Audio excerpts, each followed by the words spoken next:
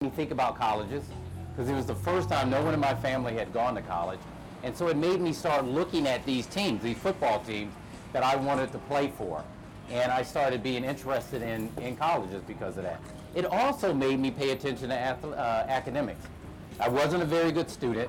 I had problems in school, but I wanted to make sure I stayed on the team. And so one of the things that I still do today that is because of athletics is I read. And that is because in 10th grade, I was playing football, and I was really good in 10th grade, but my grades weren't good. And so my English teacher made me do an extra project so that I could have the grades to play ball. And the extra project was to read a book and do a report. Now, I hated reading, and I hated writing. So she gave me a choice to read Wuthering Heights, which was about that thick, or Black Boy, which was about that thick. And we were in the middle of Beverly, Massachusetts, where there were no black people at all. We were the only black family there. But I really wasn't conscious of the fact that we had a different upbringing than everyone else. But she made me read it and do a report.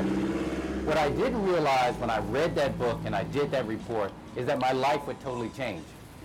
Athletics became secondary. I still played football, still loved it. But I wanted to know more about African Americans, our history, and it made me feel guilty, quite honestly, that I had been given all the privileges that my parents gave me and that I wasn't taking advantage of them by doing my best. So it changed my thinking, and that made me want to go into public service. But I would have never gotten there had I not played ball, had I not been what I like to call coachable. You learn how to play in a team, you learn how to be coached if you're going to be a good player. There are a lot of people with talent, but if they can't be coached, they can't go to the next level. And I learned that in sports, and it carried over to politics.